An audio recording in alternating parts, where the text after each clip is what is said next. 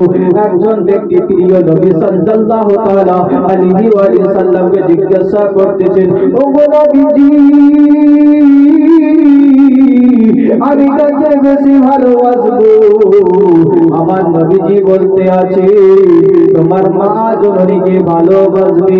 ওই ব্যক্তি আবার জিজ্ঞাসা করতেছেন, ইয়া রাসূলুল্লাহ, ইয়া হাবিবাল্লাহ, নবীজি,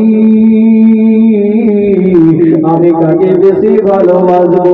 আবার দ্বিতীয়বারে আমার নবী পাক সাল্লাল্লাহু তাআলা আলাইহি ওয়া সাল্লাম বলতেছেন, তোমার মা জননীকে ভালোবাসবে। আবার ওই ব্যক্তি জিজ্ঞাসা করতেছে দ্বিতীয়বার, আমার নবী পাক সাল্লাল্লাহু তাআলা আলাইহি ওয়া সাল্লাম বলতেছেন, তোমার মা জননীকে ভালোবাসবে। আবার চতুর্থবার জিজ্ঞাসা করতেছেন, ইয়া রাসূলুল্লাহ,